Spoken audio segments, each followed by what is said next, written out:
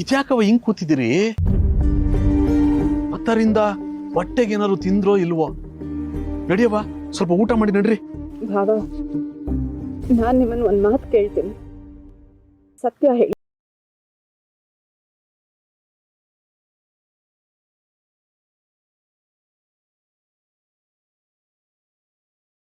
ನಾನು ಗೊತ್ತಿತ್ತ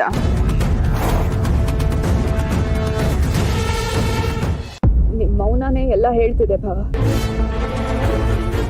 ಆದ್ರೆ ಈ ವಿಷಯ ನನ್ನ ಹತ್ರ ಯಾಕೆ ಹೇಳ್ಕೊಳ್ಳಿಲ್ಲ? ನಿಮ್ ಮುಂದೆನೆ ಅಷ್ಟೆಲ್ಲ ಹೋರಾಡ್ತಿದ್ದೆ. ಇದು ನನ್ನ ಹತ್ರ ಹೇಳ್ಕೋಬೇಕು ಅಂತ ಒಂದ್ಸಲನೂ ಅನ್ಸ್ಲಿಲ್ವಾ ನಿಮ್ಗೆ?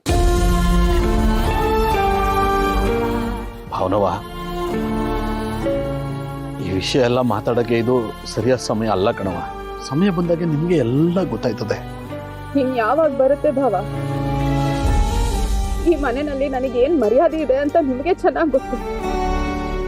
ಎಲ್ರು ನನ್ನನ್ನ ಕಾಲ್ ಕಸದ ತರ ನೋಡ್ತಾರೆ, ಆದ್ರೆ ನೀವು ಮಾತ್ರ ನನ್ನನ್ನ ಅಭಿಮಾನದಿಂದ ನೋಡ್ತೀರ. ಆದ್ರೆ ನೀವು ನನ್ನ ಹತ್ರ ಈ ವಿಷಯ ಹೇಳ್ಕೊಳ್ಳಿಲ್ವಲ್ಲ? ಯಾಕೆ ಭಾವ, ಹೇಳಿ.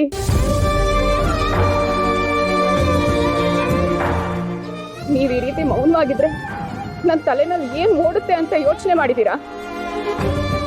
ನಾನ್ ಮದ್ವೆ ಆಗ್ಬೇಕಾಗಿರೋ ಹುಡುಗ ಮದ್ವೆ ದಿನಾನೇ ಆಕ್ಸಿಡೆಂಟ್ ಆಗಿ ಸತ್ತು ಹೋಗ್ತಾನೆ. ಅದ್ ಯಾರು ಮಾಡಿದ್ದು? ನನ್ ಗಂಡ. ನನ್ನನ್ನ ಪಡ್ಕೊಳ್ಳೋದಕ್ಕೋಸ್ಕರ ಅವ್ರನ್ನ ಸಾಯಿಸೇ ಬಿಟ್ನಲ್ಲ ಅಂತ ನಾನು ಯೋಚನೆ ಮಾಡಲ್ವಾ ಹೇಳಿ? ಭಾವನವ್ವ, ನೀವ್ ಏನೇನೋ ಯೋಚನೆ ಮಾಡ್ತಾ ಇದ್ದೀರಿ.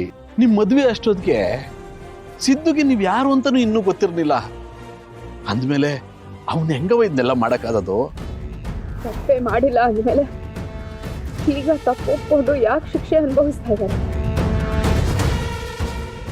ನನ್ ದುಃಖ ನೋಡಕ್ಕಾಗದೆ ಹೀಗ್ ಮಾಡಿದ್ರ, ಅಥವಾ ನನ್ ಮುಂದೆ ಒಳ್ಳೆಯವ್ರಾಗ್ಬೇಕು ಅಂತ ಹೀಗ್ ಮಾಡಿದ್ರ ಭಾವ? ಹೇಳಿ. ಇದಕ್ಕೆಲ್ಲ ನಂತ ಉತ್ತರ ಇಲ್ಲ ಕಣಮ್ಮ. ಸಿದ್ದುನೇ ಉತ್ತರ ಕೊಡಬೇಕು. ಅವರೇ ನನ್ ಜೊತೆ ಇಲ್ಲ ಅಂದ್ಮೇಲೆ